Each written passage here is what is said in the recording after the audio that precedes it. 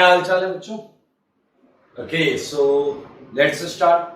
आज चालू करते हैं अगली क्लास। पिछली क्लास में हमने पढ़ा था enantiomer, meso compound, diastereomer, racemic mixture, enantiomeric excess, optical purity. और आपको याद हो लास्ट में हमने एक टेबल दी थी, याद है टेबल? उस टेबल की पहली दो रो हमने कर ली थी और बाकी आपको होमवर्क दिया गया था। ये पूरा एक्सप्लेनेशन है, सोल्यूशन है उसका। तो मैं चाहूंगा कि आप ये मैच करा लें, आपने जो किया होगा उससे। बहुत आसान है, ये देख सकते हैं आप, बहुत आसान। आप बहुत आराम से ये भी देख सकते हैं, डी और एल का आप एक्सेस और प्योरिटी के टर्म्स में भी निकाल सकते हैं, बहुत आराम से हो जाएगा ये। तो ये आपको ध्यान से मैच करा लेना है, आपने जो किया था। आई होप आपने किया होगा। इसके अलावा एनेंशियोमर, डायस्टेरियोमर्स और मेसो के क्वेश्चंस हैं जो मैं अभी आपको बताने जा रहा हूं। तो ये सारे लोग नोट कर लें, ठीक है? इसके बाद मैं साथ में ही होमवर्क डिस्कशन ले रहा हूं। ये लास्ट वाला है बेटा, एकदम लास्ट में हमने एक टेबल ली थी एनेंशियोमेरिक एक्सेस वाली। होमवर्क डिस्कशन है एनेंशियोमर का। ये भी आपकी कॉपी में एनेंशियोमर के क्वेश्चन है, हम उन्हें डिस्कस करने जा रहे हैं, ठीक है? चलें भाई। ओके, सो क्वेश्चन नंबर 10 तक हम कर चुके थे एनेंशियोमर के। 11 आपको याद है एनेंशियोमर में दो कंडीशंस थी, हमें वही लगानी है। फर्स्ट, नॉन सुपरइम्पोजेबल, मतलब no symmetry, no POS, no COS, no double S. And second, mirror images. Mirror image देखने के दो तरीके थे, या तो मिरर प्लेस करके देखो या फिर क्या करना था, आरएस से देखो। जैसे अगर क्वेश्चन नंबर 11 है तो मेरे भाई यहां दोनों कंडीशन फिट बैठ रही है, इसलिए ये एनेंशियोमर, ठीक है? 12 की बात करें, 12 सीधा सीधा एनेंशियोमर है और इसमें तो मिरर भी रखने की जरूरत क्या, बीचों बीच रख दो, लेफ्ट में कंपाउंड, राइट में कंपाउंड, बीच में मिरर। देख ले, कोई भी सिमेट्री नहीं है जो हमें पीओएस, सीओएस, डबलएस देखना था। 13 की अगर हम बात करें तो मेरे भाई यहां 3 कंपाउंड है, तो मैंने यहां 3 सेट बना लिए, 1 2, 1 and 3 एंड 2 and 3, ठीक है? अगर आप नोटिस करें तो 1 and 2 में बिल्कुल कंडीशन मैच कर रही है। 13 के फर्स्ट में कोई सिमेट्री नहीं है, और अगर आप 13 के फर्स्ट के आगे या पीछे मिरर रख दें तो सेकंड मिरर इमेज मिल जाएगी। तो ये है एनेंशियोमर। सिमिलरली आप 1 और 3 देखें, क्लियर कट एनेंशियोमर है। और मेरे भाई ये समझने वाली बात, अगर 1 2 एनेंशियोमर है, 1 3 एनेंशियोमर है, इसका क्या मतलब है? 2 1 की परछाई है और 3 भी 1 की परछाई है, दोनों परछाई है, तो दोनों 2 और 3 तो आइडेंटिकल हो गए। 2 और 3 तो आइडेंटिकल हो गए। देखो देखो, 14 से आपका परपेंडिकुलर सिस्टम चालू हुआ है। 14 से आपका परपेंडिकुलर सिस्टम चालू हुआ, जिसमें मैंने बोला था कि अगर सिमेट्रीज नहीं है तो मिरर इमेज में कोई एक टर्मिनल ही चेंज होता है। तो आप देखें 14 देखें, 15 देखें, बिल्कुल सेम आंसर है। 14 और 15 का बिल्कुल सेम आंसर। क्या है आंसर? 1 and 2। ये एनेंशियोमर है। देखो 1 and 2 में एक ही टर्मिनल चेंज हुआ है। अगर मैं 14 में देखूं तो राइट वाला जो डैश वाला था वो आगे आ गया है 1 and 2 में। एंड 1 and 3, 1 and 3 देख लो भाई, लेफ्ट वाला टर्मिनल चेंज हुआ है और इसमें वाला चेंज। ये भी एनेंशियोमर है, ये भी एनेंशियोमर। और बात खुलेआम करी जाए 2 and 3 की, मेरे भाई ये ऊपर वाला ही फंडा लगेगा। 2 भी 1 की इमेज, 3 भी 1 की इमेज, तो 2 और 3 आइडेंटिकल, 2 and 3 आइडेंटिकल, ठीक है? 16 17 18 मेरे भाई आप जरा ध्यान से देखो, दो कंडीशन लग रही है। 16 भी परपेंडिकुलर वाला है, तो एक टर्मिनल चेंज हो रहा है, यानी कि वो मिरर इमेज है। एनेंशियोमर 17 में आपको दिया गया है ट्रांस साइक्लोऑक्टेन। ट्रांसाइक्लोऑक्टेन जीआई के नोट्स में एक बार आप जाकर रिवाइज कर लीजिएगा, वहां हमने साइक्लोऑक्टेन में जीआई की बात की थी। एंड ट्रांसाइक्लोऑक्टेन में 8 कार्बन में 4 कार्बन प्लेन में होते हैं और बाकी 4 कार्बन या तो इस प्लेन के इस तरफ होंगे या इस तरफ होंगे, ऐसा ट्विस्टेड फॉर्म में, जिसकी वजह से इसमें सिमेट्री नहीं है। और ये मिरर इमेज है, दिख रहे हैं, ये एनएनसीयूमर्स। टॉकिंग अबाउट लास्ट वाला बहुत क्लियर कट दिख रहा है, बीचों बीच मिरर रखिए, मिरर इमेज एंड कोई सिमेट्री नहीं। मेरे भाई ये एनएनसीयूमर्स देख रहे सारे लोग, देख ये एनएनसीयूमर्स। हमारे पास डायस्टीरियोमर्स के भी क्वेश्चंस हैं, देख लें एक बार ध्यान से।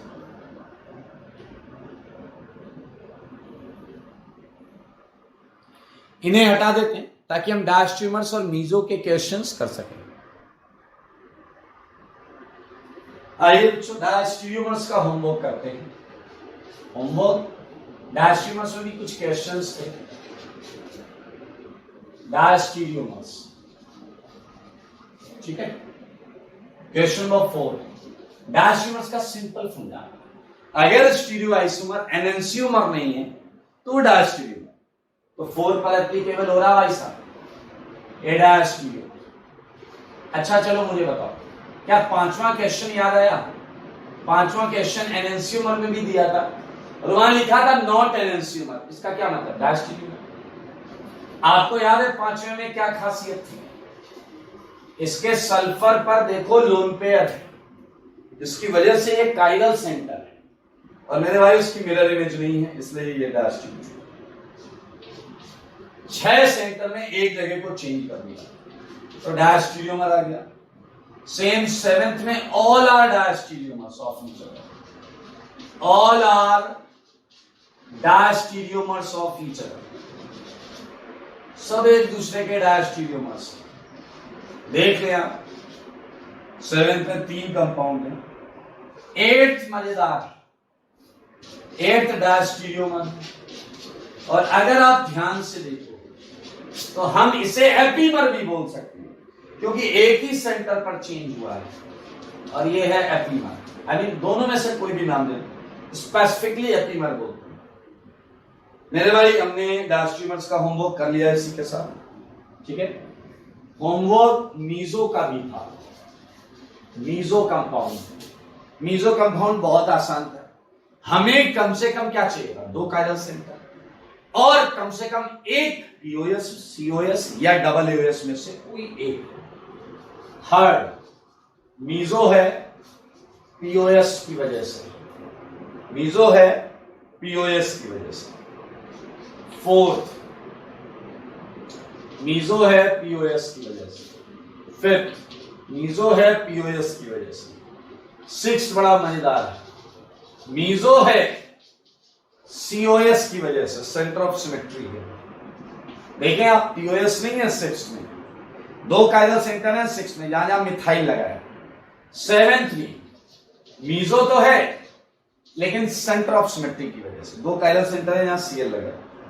8 नॉट मीजो, 8 नॉट मीजो, क्योंकि मेरे भाई इसमें कोई भी काइरल सेंटर नहीं है। यहां लिखो नो काइरल सेंटर, कोई काइरल सेंटर नहीं है, इसलिए 8 में 2 तो चाहिए कम से कम। तो ये आपका क्या हो गया?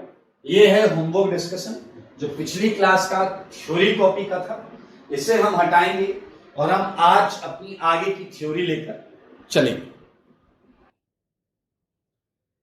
चलिए बच्चों, जैसा कि आपको पता है हम एनेंशियोमेरिक एक्सेस ऑप्टिकल प्योरिटी तक कर चुके हैं।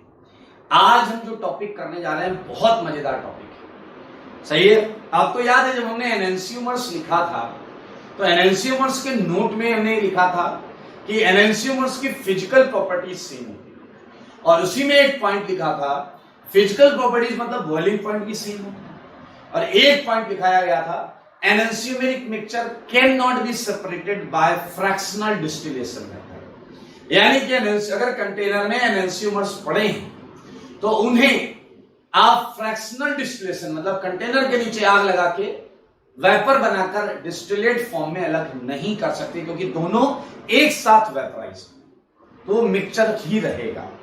आइए, तो हमारा आज का जो टॉपिक है बहुत मजेदार टॉपिक है, और वो है मेथड ऑफ सेपरेशन। ध्यान से देखें, method of separation of enantiomeric mixture. Enantiomeric mixture, सारे लोग देखिए, मजेदार है।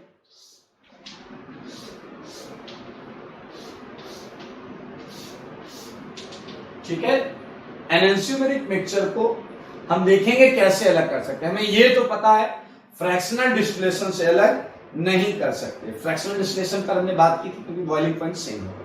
आइए मेरे भाई, 3 मेथड्स हैं।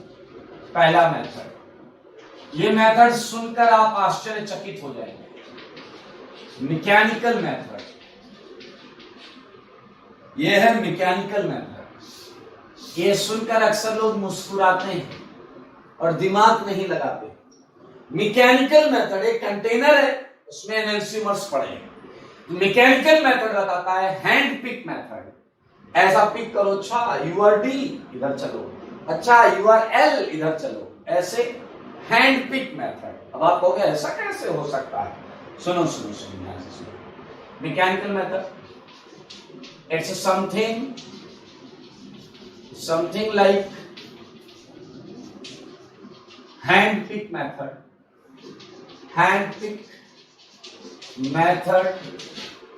for enantiomers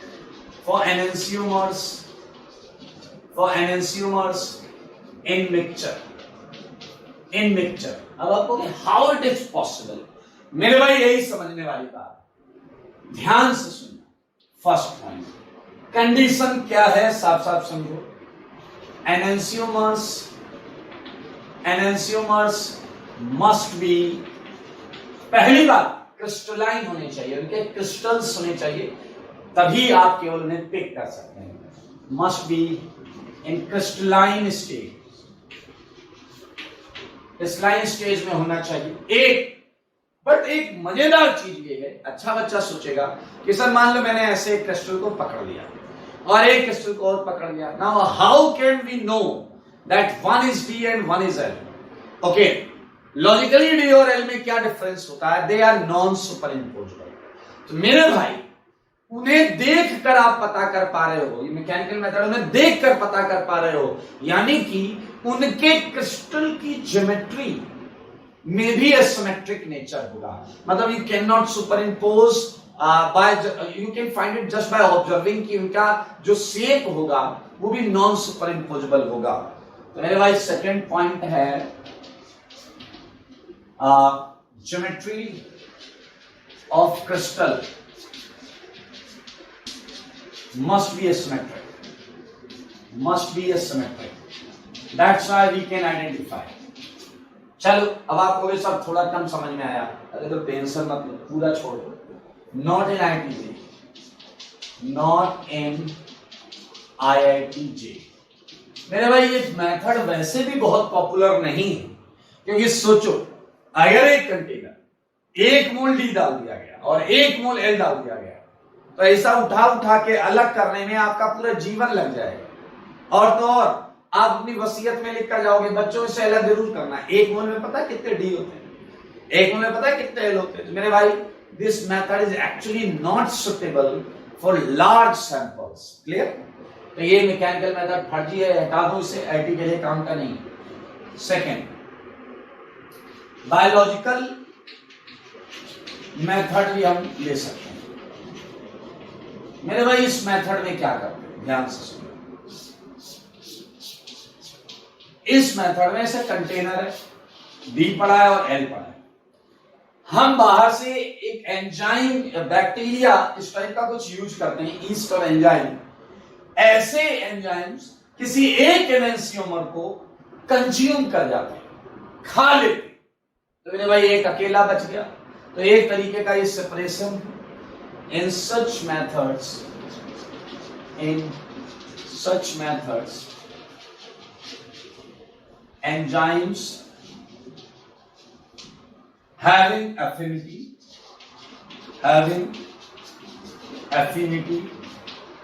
towards any one enantiomer,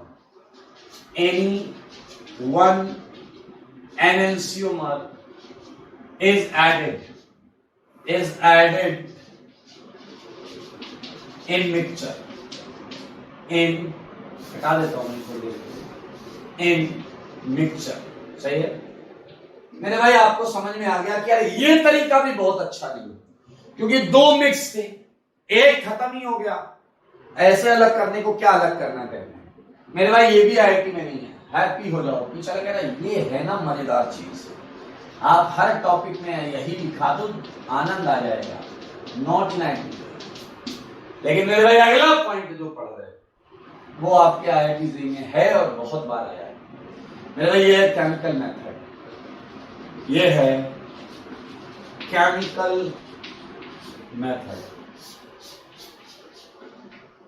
method. और मेरे भाई ये बहुत ज्यादा पॉपुलर है रिजोल्यूशन से। अगर आपको याद हो, हमने वर्ड्स बोले थे रिजोल्वेबल, नॉन रिजोल्वेबल, तो कहीं ना कहीं इससे रिलेट होते हैं। रिजोल्यूशन, केमिकल मेथड में रिजोल्यूशन, उस मेथड का नाम जिससे हम एनेंशियोमेरिक मिक्सचर को अलग करते हैं, दैट इज कॉल्ड रिजोल्यूशन। ठीक है मेरे भाई, इस मेथड में क्या होता है ये हम आपको सब बताएंगे, लेकिन उससे पहले आपको कुछ हल्की फुल्की अपडेट्स दे देते, जानकारी दे देते। पहले चाहे तो लिख भी सकते हैं, इन दिस मेथड, सारे लोग इन लाइंस को भी ध्यान से देखिएगा। इन दिस मेथड एनेंशियोमेरिक मिक्सचर तो लिया ही जाएगा, एनेंशियोमेरिक मिक्सचर इज कन्वर्टेड। ये मैं थीम लिख रहा हूं कि इस मेथड में एक्चुअली क्या होता है। ठीक है, in this method enantiomeric mixture is converted into diastereomeric mixture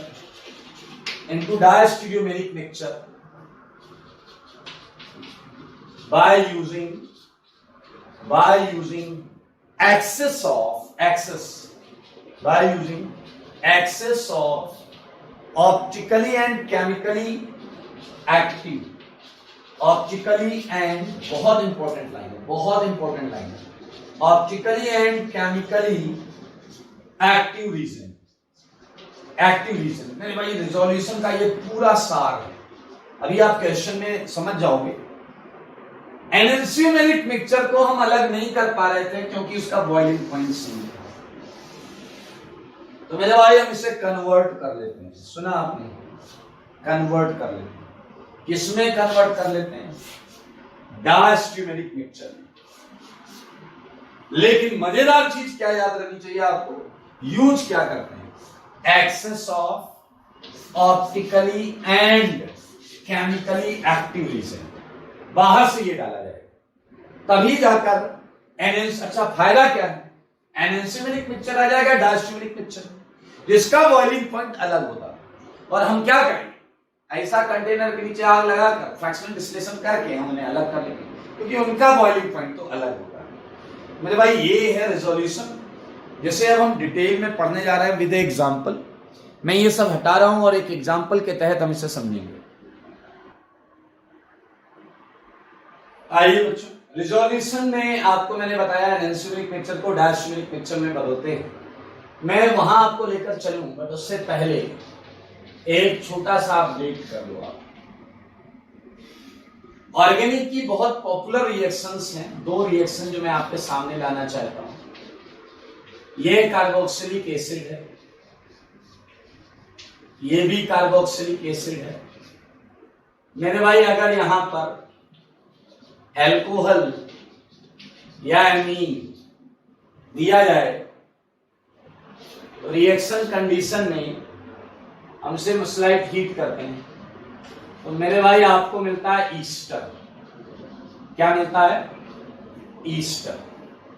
और यहां मिलता है एमाइन, RCO NHR डैश, ठीक है, दोनों जगह पर वाटर निकलता है। ये एक एडिशनल रिएक्शन है, अभी थोड़ा सा हम इसे कहीं पर यूज कर रहे होंगे, इसलिए डोंट वरी विद दैट।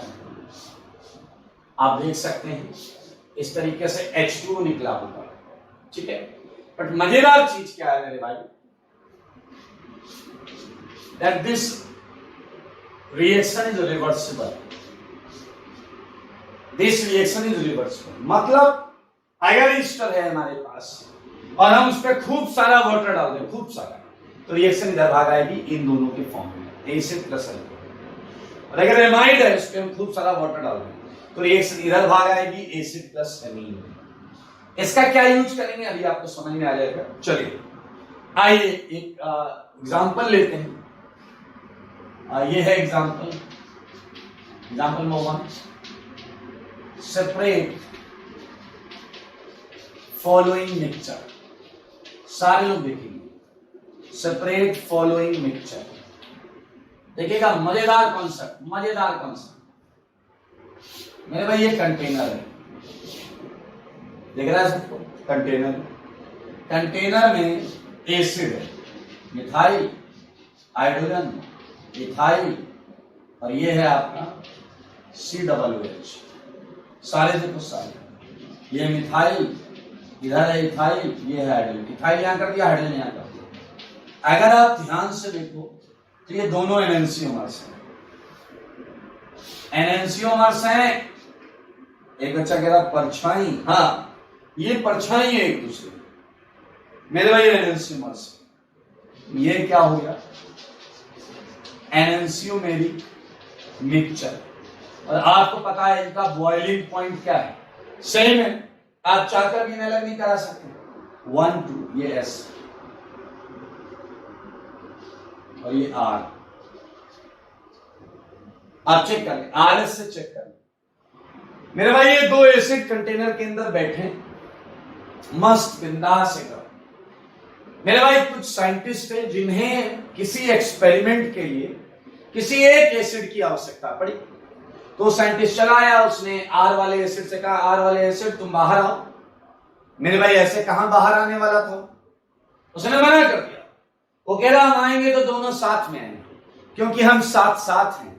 ये इमोशनल हो गए, कह रहे हम एक दूसरे की परछाई हैं। बात सही बोली, कह रहे हम साथ साथ हैं, मैं ऐसे अलग नहीं आएगा। भाई साहब साइंटिस्ट को गुस्सा आया, उसने कंटेनर के नीचे आग लगा दी। लेकिन आपको पता है दोनों की वेपर एक साथ बनेगी, और जिस कंटेनर में वेपर को रखा गया उस कंटेनर में दोनों फिर मिक्सचर फॉर्म में आए। सारे साइंटिस्ट परेशान, सबने अपनी बुद्धि लगा ली, इन्हें बहलाकर फुसलाकर साम दाम दंड भेद सबसे अलग करने का प्रयास किया, लेकिन ये टस से मस नहीं। फिर सारे साइंटिस्टों ने सोचा क्यों ना किसी हाईली टैलेंटेड बंदे से सलाह ली जाए, और सारे के सारे साइंटिस्टों ने मुझसे बात की और उन्होंने कहा सर ये दो एसिड का मिक्सचर है, एनएनसियोमेरिक मिक्सचर है सर, अलग नहीं हो रहा है। मैंने कहा okay, let me handle it, okay. मैं मेरे भाई वहां पहुंचा, मेरे पहुंचते ही दोनों ने चरण स्पर्श किया, बोला सर क्या हाल चाल है। मैंने कहा बेटा मैं ठीक हूं, तुम लोग कैसे हो। मैंने कहा यार तुमने क्या बवाल मचा रखा है, तुम लोग अलग क्यों नहीं हो रहे। भाई साहब इमोशनल हो गए, कह रहे सर हम साथ साथ हैं, हमारी परछाई है और आप भी हमें अलग करने आए हो क्या। मेरे भाई मुझे समझ में आ गया मामला इमोशनल है, सेंटिमेंटल है और इमोशनल। मैंने कहा ना भाई ना, मैं तो ऐसे ही इधर से गुजर रहा था, सोचा तुमसे मिलना है। इन दोनों ने कहा वो सब ठीक है, लेकिन कोई चालाकी कोई साजिश नहीं होनी चाहिए। मैंने कहा कोई साजिश नहीं मेरे भाई। मैंने तुरंत एकदम नया प्लान बना लिया था। पुरानी मूवीज देखी आपने, पुरानी मूवीज में अगर किसी से कुछ पूछो और वो नहीं बता रहा होता है तो उसे अपन किधर लेकर जाते हैं, मधुशाला। मधुशाला जानते हैं, उधर बैठाते, उधर उसे खूब पिलाते, उसके बाद वो तो बताता ही है जो अपने को जानना था, दो चार नई चीजें और बताता है। फॉर्मूला नंबर 36 यही वाला लगाते हैं। मैंने तुरंत मामला पलट दिया।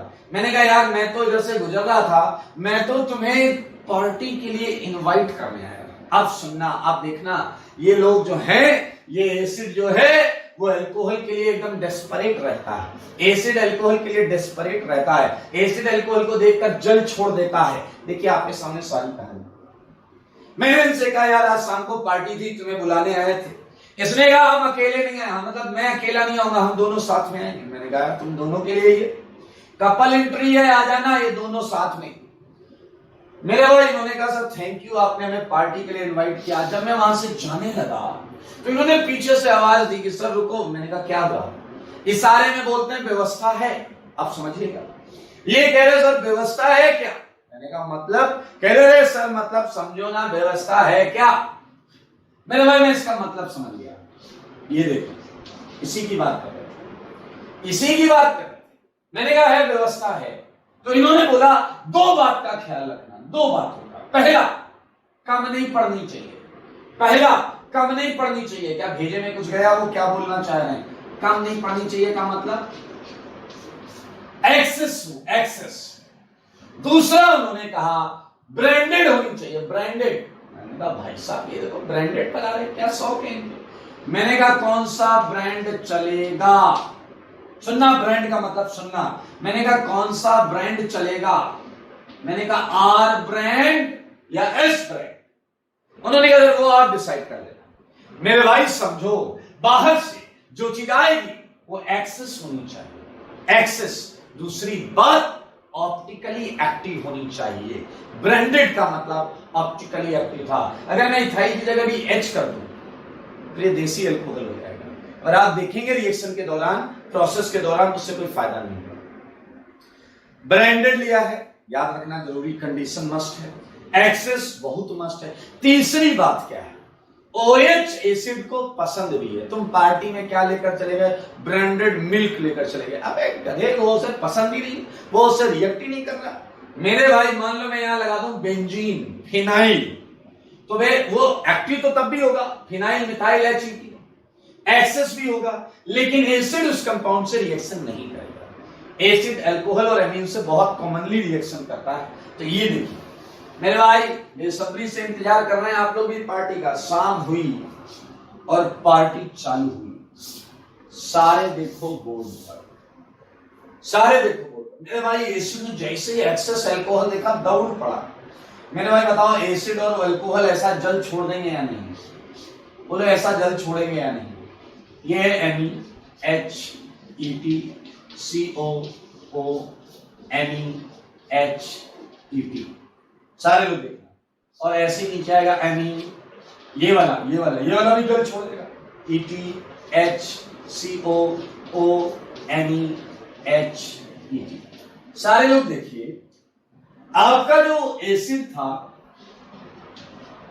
वो तो S और R वाला था, और जो अल्कोहल था वो तो फिक्स था, वो R था और R ही रहेगा।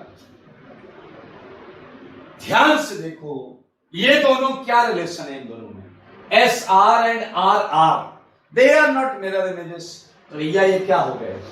ये डायस्टीरियोमेरिक मिक्सचर, ये डायस्टीरियोमेरिक मिक्सचर है। मेरे भाई इन्होंने मन भर के अल्कोहल यूज किया, और रात में जब मैं पहुंचा पार्टी खत्म होने के बाद, तो भाई साहब ये S वाला एसिड फैला पड़ा था, उसके हाथ में देखो बॉटल ही अभी भी फंसी हुई है। ये R वाला भी फैला था, उसके हाथ में भी ये बॉटल फंसी हुई है। दोनों को कोई सुध नहीं, बस फैले पड़े। मेरे भाई क्या आपको समझ में आ गया फंडा? फ्रैक्शनल डिस्टिलेशन करो, अब नीचे आग लगाओ। अब अगर आप नीचे आग लगाओगे तो इनका बॉइलिंग पॉइंट अलग अलग है, और अगर बॉइलिंग पॉइंट अलग अलग है तो बताओ क्या ये अलग हो जाएंगे या नहीं? ये अलग कंटेनर में जाएगा, क्योंकि जिसका बॉइलिंग पॉइंट कम होगा वो पहले वेपर बनेगा। मेरे भाई मैं यहां बना देता हूं। ये है मिथाइल, ये है H, ये है इथाइल, ये है CO, ये है मिथाइल, ये है H, ये है इथाइल। एक ये ईस्टर है अलग, और ये एमीन, ये ET, ये H, ये CO, ये O, ये एमीन, ये H, और ये क्या आ गया भाई साहब? ET। तो ये अलग अलग हो गए क्योंकि इनका बॉइलिंग पॉइंट अलग अलग था, तो हम इन्हें अलग अलग। मेरे भाई ईस्टर बन चुका है। अब सोचो अगले दिन की बात करते हैं। अगले दिन 12 बज गए, ये उठ ही नहीं रहा है, हैंगओवर में पड़ा हुआ है। मेरे भाई अपन ने क्या किया? अपन ने एक बाल्टी जल इसके मुंह पे मारा। एक बाल्टी जल एक्सेस में लोगे तो रिएक्शन वापस आ जाएगी। तो मेरे भाई इसका पूरा का पूरा जो नशा था वो उतर गया। क्या आप देख पा रहे हैं क्या? MEHET और यहां क्या है? COOH। और यहां देखिए, क्या सच बताओ इन्हीं को अलग करने का प्रयास किया था हमने या नहीं? ये देखिए, ये अलग अलग हो गए मेरे भाई। ये कौन सा था? ये S वाला है, ये R वाला है मेरे भाई। जब इसकी आंख खुली, इसने अपने आप को अलग कंटेनर में पाया, इसकी आंख खुली, इसे अलग कंटेनर में पाया। ये इसे देख के, ये इसे देख के इमोशनल हो गए, चिल्ला पड़े, नहीं ये नहीं हो सकता। मैं वहीं पर खड़ा था, मुझे देख कर कह रहे सर धोखा दिया आपने। मैंने कहा बेटा ऑर्गेनिक में और समझ गए जंग में सब जायज है मेरे भाई। ये देखिए खूबसूरती से हमने एनेंस्यूमेरिक मिक्सचर को अलग कर लिया। And what was the concept behind that? Enantiomeric mixture dash यूमेरिक मिक्सचर में कन्वर्ट कर लो by using appropriate external access of chemically and optically active reason। ये ऑप्टिकली एक्टिव भी है, केमिकली भी एक्टिव है, acid alcohol. That's why this is the resolution process. Look at board.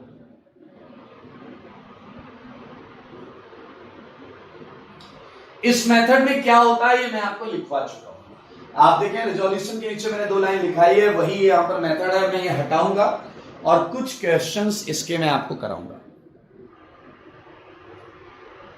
एक एग्जांपल हमने किया है, एग्जांपल नंबर 2 मैं आपको दे रहा हूं।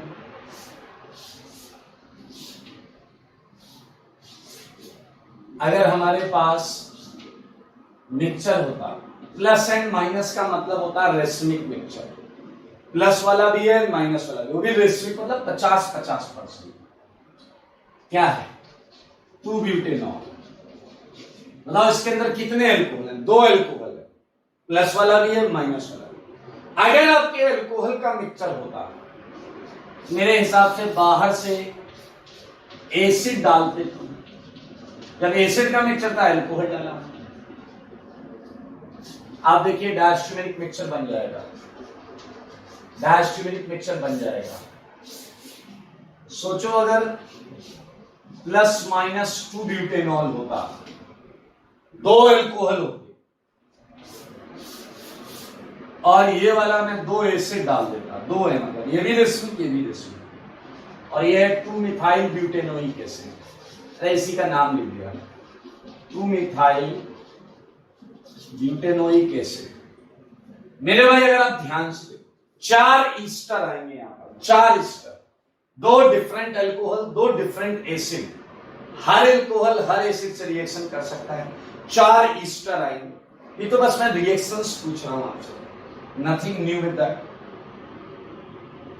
एग्जांपल 4, एक रिएक्शन करने जा रहे हैं जो बहुत इंपॉर्टेंट है, जिसमें कई लोग गलती करते हैं, तो आप गलती नहीं करिएगा, इसलिए मैं एग्जांपल 4 आपको करा रहा हूं, वो कि बहुत इंपॉर्टेंट है। आपको बताना है विच ऑफ द फॉलोइंग, घर से करके लाइएगा, ठीक है? बहुत अच्छा question. Which of the following can be used, can be used, क्या यूज कर सकते हैं? To convert okay enantiomeric mixture, enantiomeric mixture of acid into diastereomeric mixture. वही क्वेश्चन हुआ एक तरीके से जो मैंने अभी आपको कराया है, बॉक्स बना के पीछे वाले उसमें कराया है। आपसे मैं पूछ रहा हूं बाहर से क्या क्या ऐड किया जा सकता है, वो एक्सटर्नल रीजन का क्वेश्चन है। इनटू डायस्टीरियोमेरिक मिक्सचर, इनटू डायस्टीरियोमेरिक मिक्सचर, ठीक है भाई? मैं ऑप्शंस देता हूं, आप उसमें से अच्छी तरीके से सोच समझ कर आइए। जैसे फर्स्ट पॉइंट, ये एक अल्कोहल मैंने दिया। सेकेंड, ये एक अल्कोहल है, ठीक है? आराम से सोचिए। ये एक कंपाउंड है, ये वेज है, वेज पर मिथाइल लगा हुआ है, ठीक है? फोर्थ, ये NH2 है। फिफ्थ,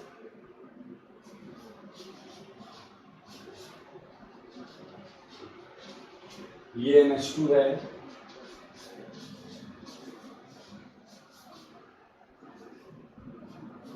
ये NH2 है, ठीक है। सेवेंथ, आराम से करना, सबका सही हो जाएगा। ये NH2 है, सेवेंथ हो गया। Eighth,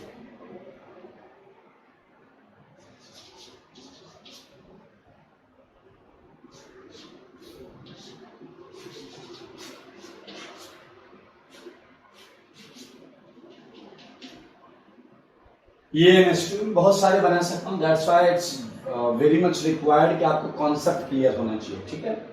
and ninth, NH2 and one more, 10th, NH2. Okay, so out of these 10 compounds you have to find out कि how many of them can be used to convert an enantiomeric mixture into diastereomeric mixture. बहुत आसान है, आपको याद रखना है optically and chemically active, that's it. Optically and chemically active, that's it. ये बहुत सिंपल सी बात है, ठीक है। एंड इसी के साथ वी जस्ट फिनिश्ड रेजोल्यूशन, किस तरीके से हम इसे रिजोल्व करेंगे और हम बढ़ेंगे अगले टॉपिक की तरफ। तो मैं ये टॉपिक हटा रहा हूं।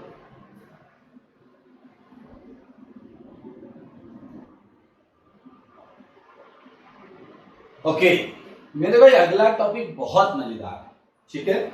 आइए इस टॉपिक के बारे में जानते हैं। इस टॉपिक का नाम है रेसिमाइजेशन। ये छोटा सा टॉपिक है, बहुत बड़ा नहीं है। कोई गेस करेगा रेसिमाइजेशन क्या हो?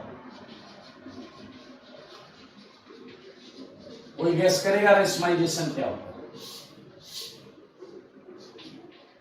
रेसिमाइजेशन बहुत ध्यान से सुनो। कई बच्चे कहते हैं रेसिमिक मिक्सचर का बनना रेसिमाइजेशन, ये आधा सत्य है।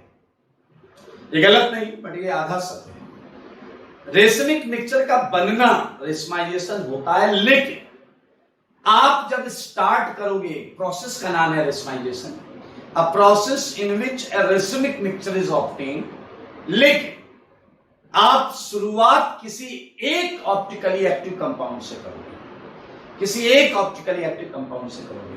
एज ऑल वी नो कि D plus L equal equal 50-50, ये है रेसिमिक मिक्सचर, एग्री। लेकिन स्टार्ट आपको या तो D से करके बनाना है तो हम बोलेंगे इसे रेसिमाइजेशन, या फिर L से बनाना है तो हम बोलेंगे इसे racemisation. Either you are starting with pure D, pure D means 100% D, either you are starting with pure L, 100% L।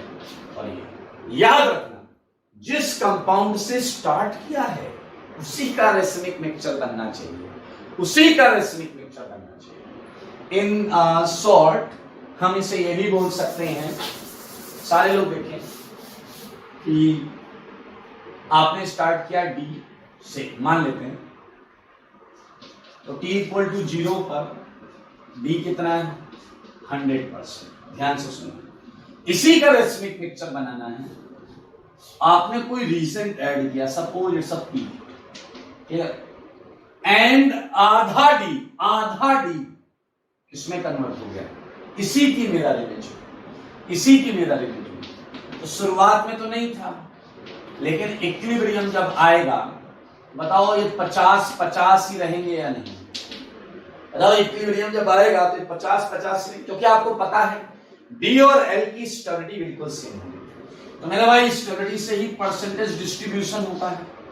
तो अब आप समझे, दिस फिनोमेना इज रेसिमाइजेशन। ध्यान से, formation of A racemic mixture, this is a racemic mixture. Formation of A racemic mixture starting with a optically active 100% pure, optically pure compound, either D or L. It doesn't matter, you are starting with L. If L is there, तो D उधर हो जाएगा। Well, why this is all about racemization, and at equilibrium you can find out K equilibrium one angle, both are equal, and अगर मैं alpha observe की बात करूं it would be zero, clear cut, दोनों बराबर बराबर है तो जीरो आएगा, ये प्लस घुमाएगा माइनस घुमाएगा net zero, and concentration same है तो K इक्विलिब्रियम वन आएगा। तो मेरे भाई डेफिनेशन सुनना सारे लोग रेशमाइजेशन। मैं लिख रहा हूं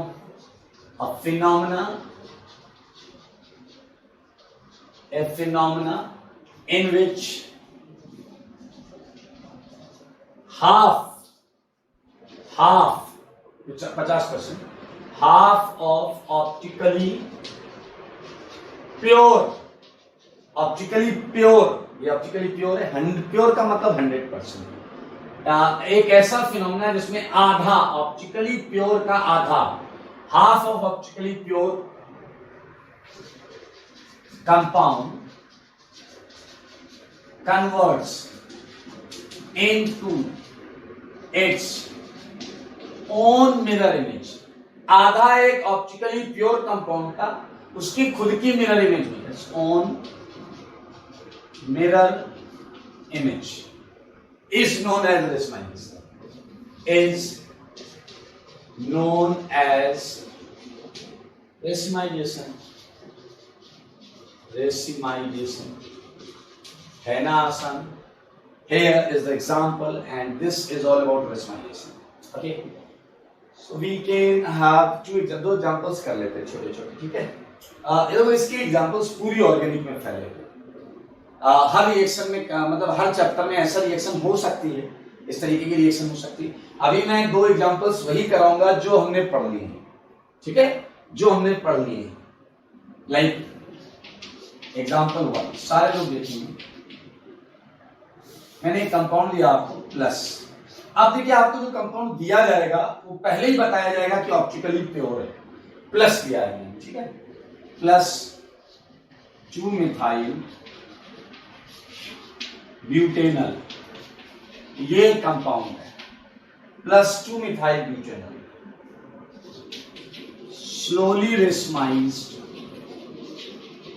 slowly racemized in acidic as well as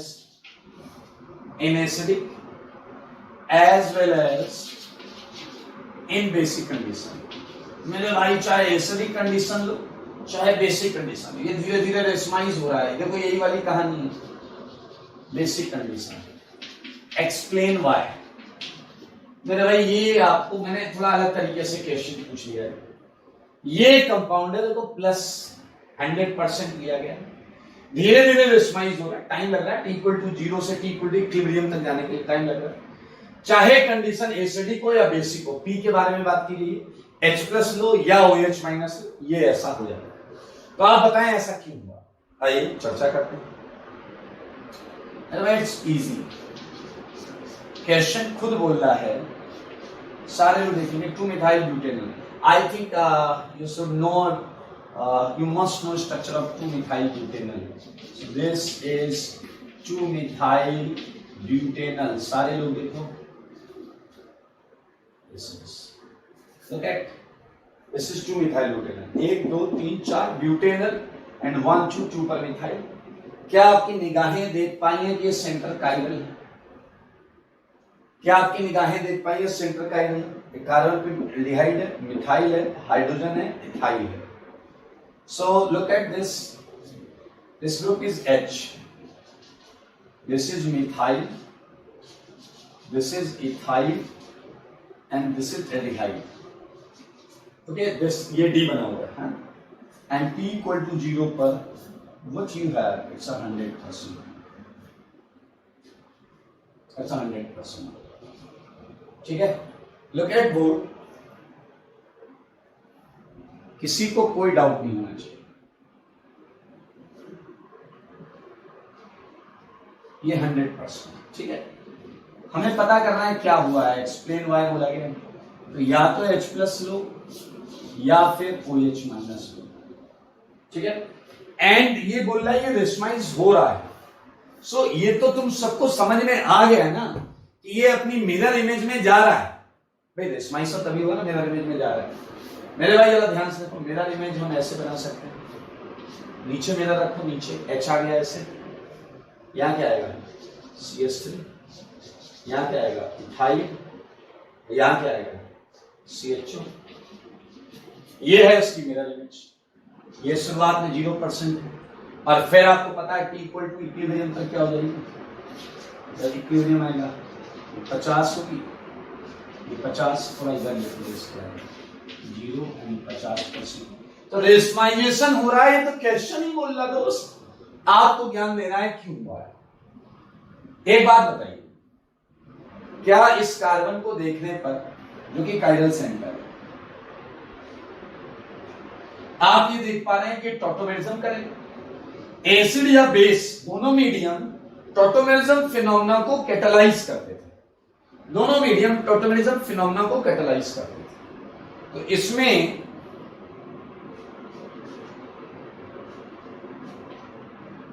चाहे आप ये लो चाहे ये लो, एसिडिक मीडियम में देखिए ये टॉटोमराइज हो जाएगा। तो मेरे भाई अगर ये टॉटोमराइज होगा तो आपको मिलेगा इनॉल। H आया O पर, बॉन्ड गई है, लेकिन जब बॉन्ड यहां जाएगी तो क्या आप देख पा रहे हैं आपको ऐसा इनॉल मिलेगा? क्या आप देख पा रहे हैं ऐसा इनॉल मिलेगा? और क्या आपकी निगाह ये भी देख पा रही है ये ऑप्टिकली इनएक्टिव है? ये कैसा है?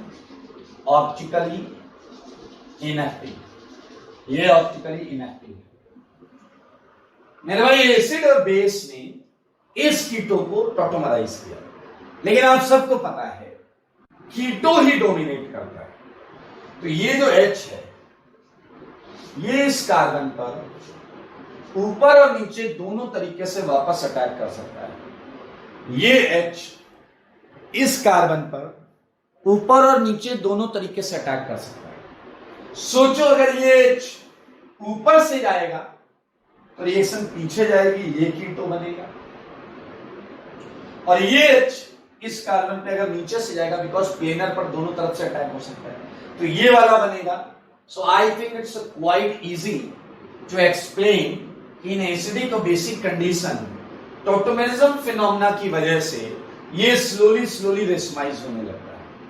और मेरे भाई एक बुद्धि लगाओ, मैं तो जनरलाइज करके बोल रहा हूं, दुनिया के हर रेशमाइजेशन फिनोमेना में जो इंटरमीडिएट आएगा वो इंटरमीडिएट ऑप्टिकली इनएक्टिव ही आएगा, वो इंटरमीडिएट ऑप्टिकली इनएक्टिव ही आएगा। अच्छा एक बात बताओ, अगर इस प्रोसेस में तुम्हारी काइरल सेंटर की बॉन्ड टूटी ही नहीं होती, अरे तो ये कॉन्फ़िगरेशन ऐसे का ऐसा ही रहता, तो कोई रेशमाइजेशन देखने को नहीं मिलता। मेरे भाई ये देखो, ये तो यही वाली बॉन्ड तोड़ी ना आपने, तो दोबारा जब आया तो टॉप बॉटम दो केसेस बन गए।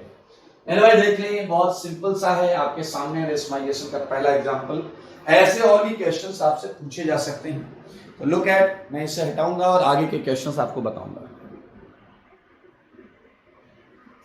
मेरे भाई इसका एक एग्जांपल मैं दे रहा हूं जो आप लोग घर से करके लाइएगा। एग्जांपल 2, ठीक है, सेम तरीके से 1 क्लोरो, थोड़ा सा लिखना पड़ेगा प्लस माइनस, से पता चलता है ऑप्टिकली प्योर है।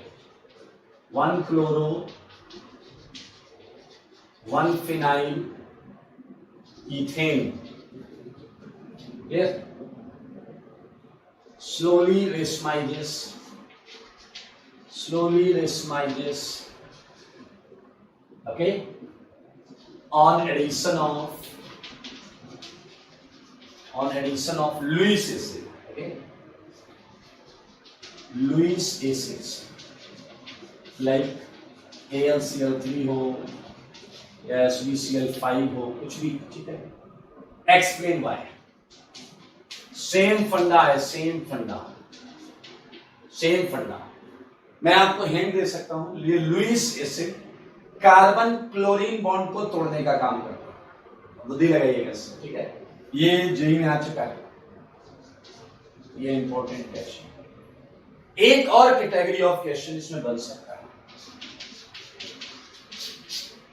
एग्जाम्पल नंबर 3, सारे लोग देखो, ये है कि मैं आपको रिएक्शंस दूंगा और आप सीधा सीधा देखकर बताएंगे कि उसमें रेशमाइजेशन हुआ या नहीं। लाइक ये है मिथाइल, सॉरी ये है CHO, ये है H, ये है मिथाइल, ये है ethyl, and this is basic condition. सोचिए, ठीक है। Example 4, another question, this is methyl, this is H, this is ethyl, this is CH2, this is CH2। याद रखना जो ओरिजिनल कंपाउंड है उसकी मिरर इमेज आनी चाहिए। आइए एग्जाम्पल 5, ये डबल बॉन्ड हो है, ठीक है। एग्जाम्पल 6, ये CHO है, ये H है, ये मिथाइल है, ये H है, ये मिथाइल है, ये इथाइल है, ठीक है। 6 हो गया। 7 क्वेश्चंस, बहुत आसान है दोस्तों, बहुत आसान है।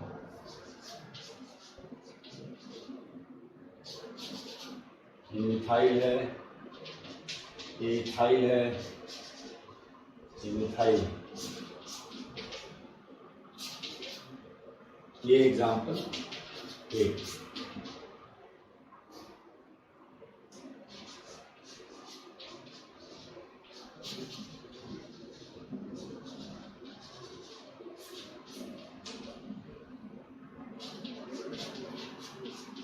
मेरे भाई इसमें हम 2-4 क्वेश्चन भी करेंगे, टेंशन मत लो।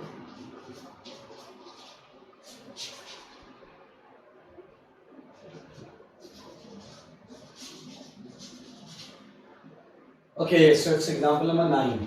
चलिए आइए, मेरे ख्याल से एग्जांपल 3 वही है जो भी हमने पीछे सॉल्व किया था, 2-मिथाइल ब्यूटेनॉल। आप जरा ध्यान से देखिए, ये वाला H है जो टॉटोमराइज होगा और ये कायरल सेंटर से जुड़ा है। ये एग्जैक्टली वही क्वेश्चन है जो हमने पीछे एग्जांपल नंबर 1 किया था, ठीक है, same question. But look at question number 4। यहां तो रेशमाइजेशन होगा, यहां रेशमाइजेशन हो जाएगा, इसकी मिरर इमेज बन जाएगी। बट इन दिस केस आपका ये वाला H इन्वॉल्व होगा, क्योंकि आपको पता है टॉटोमेरिज्म अल्फा से ही होता है, टॉटोमेरिज्म अल्फा से ही होता है। तो आप देख सकते हैं एक भी येलो कलर की बॉन्ड टॉटोमेरिज्म में इन्वॉल्व नहीं है, तो मेरे भाई यही कंपाउंड बनेगा, इसकी मिरर इमेज बन ही नहीं सकती। यही H टॉटोमराइज करेगा, तो इससे इस कायरल सेंटर की सेहत पर फर्क नहीं पड़ेगा। तो मेरे भाई यहां वर्ड होगा नो रेशमाइजेशन, नो रेशमाइजेशन, और यहां रेशमाइजेशन। मेरे भाई एग्जांपल 5 देखना बेवकूफी है, क्योंकि आपको बोला गया ऑप्टिकली प्योर कंपाउंड लेना है। मेरे भाई ये इनएक्टिव है, ये इनएक्टिव है, तो यहां रेशमाइजेशन नहीं होगा। Look at 6, we have only one CHO, okay, and which is also a part of chiral centre. I agree कि H टॉटोमराइज होगा। मेरे भाई लेकिन एक बात बताओ, तुम ऊपर वाले सेंटर पर तो H बदल लोगे, लेकिन नीचे वाले कायरल सेंटर पर कुछ भी नहीं होगा। नीचे वाला कायरल सेंटर वैसे का वैसा आ जाएगा। तो क्या तुम्हें लगता है तुम इसकी मिरर इमेज बना पाओगे? तुम ऊपर वाले सेंटर की मिरर इमेज तो बना लोगे, रिएक्शन भी होगी, लेकिन वो प्रोसेस रेशमाइजेशन नहीं होगा। इस पूरी रिएक्शन को करिएगा, देखिएगा जो प्रोडक्ट है वो रिएक्टेंट की मिरर इमेज नहीं आएगा, केवल ऊपर वाले सेंटर इमेज में मिलेगा, नीचे वाला नहीं मिलेगा। And like I think similarly आप 7th और 8th करिएगा। देखिए, this is chiral, but this centre can not show tautomerism because H नहीं है। तो मेरे भाई यहां रेशमाइजेशन नहीं हो सकता। अब यार है ना, कार्बोनाइल तो सारे क्या करेंगे, टॉटोमराइज होकर ही करेंगे। यहां सेंटर तो कायरल है, बट H नहीं है, तो टॉटोमराइज ही नहीं होगा। यहां देखो मजेदार है, यहां H है, सेंटर भी कायरल है, लेकिन ये क्वेश्चन ऐसा है, तुम यहां तो चेंज कर लो, बट यहां चेंज नहीं कर पाओगे। आप समझ रहे हैं, यहां चेंज नहीं कर पाओगे, तो यहां भी नहीं होगा। Look eight 9th question, you have a chiral center here and this is the only center, chiral center, तो यहां हो जाएगा रेशमाइजेशन। यहां का H टॉटोमराइज कर दिया, यहां रेशमाइजेशन हो जाएगा। ये बहुत ध्यान से करेंगे सारे लोग। और जहां रिएक्शन हो रही, जैसे यहाँ रिएक्शन होगी बट रेशमाइजेशन नहीं होगा, तो प्लीज प्रोडक्ट बनाइएगा, उसके बाद ही लिखिएगा रेशमाइजेशन नहीं होगा। ये हटा देते हैं दोस्त। और मेरे भाई इसी के साथ ऑप्टिकल का आ गया है सेकेंड लास्ट टॉपिक, और ये टॉपिक बहुत ज्यादा इंपॉर्टेंट है। इस पर हम खूब सारे क्वेश्चंस करेंगे, खूब सारी प्रैक्टिस करेंगे। और ये आपको क्या है क्वेश्चन में, आपको क्या है सेगमेंट में बता देता हूं। ये सेगमेंट है calculation of optical isomers. Calculation of optical isomers, सारे लोग देखेंगे, बहुत इंपॉर्टेंट। मेरे भाई यहां हम याद करो ज्योमेट्रिकल आइसोमरिज्म जब पढ़ा था हमने, तभी हमने वहां हेडिंग करी थी कैलकुलेशन ऑफ ज्योमेट्रिकल आइसोमर्स। वहां भी हमने एक एन लिखा था, और एन को हम मानते हैं number of sites which can show optical, which can show optical isomer। मेरे भाई कुछ फॉर्मूले हैं जो परमुटेशन कॉम्बिनेशन से निकाले गए हैं। आपको याद हो जीआई में भी मैंने फॉर्मूला लगाने से मना किया था, यहां भी मैं आपको फॉर्मूला लगाने से मना करूंगा, बट फॉर्मूला याद होना चाहिए, क्योंकि डायरेक्ट फॉर्मूला भी पूछा जा सकता है। If n is the number of sites which can show optical isomerism, तो मेरे भाई केस वन वही पुराना, compound is not symmetrical. Same वहां पर भी मैंने दो केस बनाए थे, कंपाउंड इज नॉट सिमेट्रिकल। अगर कंपाउंड सिमेट्रिकल नहीं है, ऑप्टिकल के केस में आपसे चार चीजें पूछी जा सकती है। क्या पूछा जा सकता है? एक पूछा जा सकता है ऑप्टिकली एक्टिव आइसोमर्स, इसे हम ए से रिप्रेजेंट करते हैं। एक पूछा जा सकता है आपसे ऑप्टिकली इनएक्टिव आइसोमर्स। याद करो इसे क्या बोलते थे? मेजो कंपाउंड। इसे मेजो कंपाउंड बोलते थे, इनएक्टिव, ऑप्टिकली इनएक्टिव आइसोमर। मेरे भाई अगर मैं आपसे ऐसे ही पूछ लूं एनेंशियोमेरिक पेयर, तो आपको पता है ना हर एक्टिव आइसोमर पेयर में होगा, ये क्लियरली A/2 होगा। एनेंशियोमेरिक पेयर, अगर किसी कंपाउंड के चार ऑप्टिकली एक्टिव है तो दो पेयर ही होंगे। और एक पूछा जा सकता है टोटल ऑप्टिकल आइसोमर्स,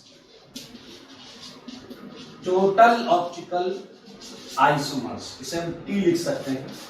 और मेरे भाई ये A+N होता है, A+N ऑलवेज, ठीक है। ऑप्टिकल आइसोमर्स एक्टिव भी ऑप्टिकल आइसोमर्स है और मीजो भी ऑप्टिकल आइसोमर्स। मेरे भाई सिंस सिमेट्री कंपाउंड सिमेट्रिकल नहीं है, तो बाय डिफॉल्ट हम बोल सकते हैं ये 2 की पावर n 0, ये 2 की पावर n-1 एंड ये 2 की पावर n। तो बहुत आसान है ये तो 2 की power n, that's I think very obvious. Her side के पास क्लॉकवाइज या एंटी क्लॉकवाइज दो ऑप्शन है घुमाने के, या ऐसे बोलो D या L या बोलो R या S, की वो दो ही ऑप्शन है। और n साइड्स है, हर साइड एक दूसरे से इंडिपेंडेंट होती है, तो बहुत इजी है ये। Now moving towards case 2। Case 2 वो है कंपाउंड सिमेट्रिकल। क्या है वो? अगर कंपाउंड सिमेट्रिकल है, अब मैं ये सारी चीजें इतनी बड़ी सी नहीं लिखूंगा, आई होप आप इनका मतलब समझ गए। तो दो केस आएंगे मेरे, कितने केस आएंगे? दो केस आएंगे। एक केस होगा n इवन और एक केस होगा n ऑड, ठीक है। मेरे भाई n जब इवन होगा तो a की वैल्यू होगी 2 की पावर n-1 प्लस 2 की पावर, या ये फॉर्मूला एक बार n/2-1, ठीक है। ओके, मीजो, आप बाकी सब निकाल लेना। मेरे ख्याल से a पता है, m पता है, तो बाकी दो आ जाएंगे। ओके, 2 की पावर n माइनस 1 प्लस 2 की पावर n बाय 2 माइनस 1। मीजो जो है वो 2 की पावर n बाय 2 माइनस 1 होगा। Once check it is formula, मुझे फॉर्मूले यूज नहीं करने होते इसलिए फॉर्मूले मेरे दिमाग में नहीं है। एक बार चेक कर लेना, किसी कॉपी किताब में मिल जाएगा, ठीक है।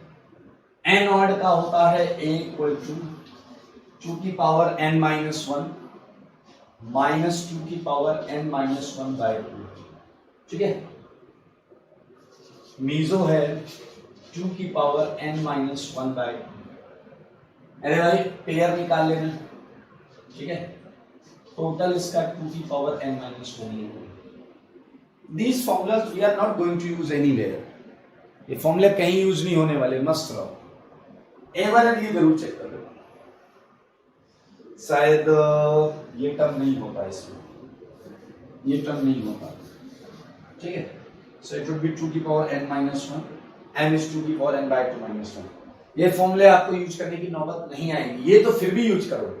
सिमेट्री के केस में बवाल होता है, इसलिए उस केस में हम एक्चुअली आइसोमर्स को ड्रॉ करके बनाएंगे। एक बच्चे ने सब ठीक है, n समझा दो पहले, n क्या है फिर तो हम कर लेंगे।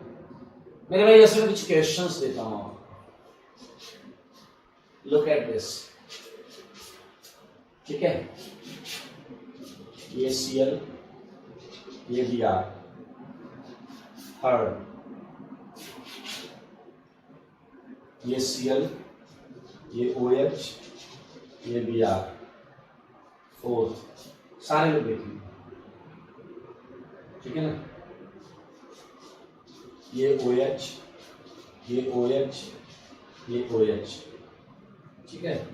5 क्वेश्चन दे रहा हूं मैं आपको, ज्यादा नहीं दूंगा आज। मेरे भाई यहां n निकालना बहुत आसान है। दिस इज द साइट जहां पर ऑप्टिकल हो रहा है, देयर आर 2 साइड्स जहां ऑप्टिकल हो रहा है, 3 साइड्स जहां ऑप्टिकल हो रहा है, सो n इक्वल टू 3, ओके। यहां 3 साइड्स हैं, सो n इक्वल टू 3। यहां 2 साइड्स हैं, सो n इक्वल टू 2। मेरे भाई ये 5 क्वेश्चन तो कर लीजिएगा, ठीक है। अगली क्लास में हम इसके आगे चलेंगे और बहुत अच्छे अच्छे क्वेश्चंस करेंगे। लगभग हम 35 क्वेश्चन तक शायद करें इसके उसमें। आज के लिए इतना ही रखते हैं, और नेक्स्ट क्लास में हम खूब सारे कैलकुलेशन ऑफ आइसोमर्स कर रहे होंगे। 2 क्लास के बाद आपका मैकेनिज्म चैप्टर स्टार्ट, ठीक है।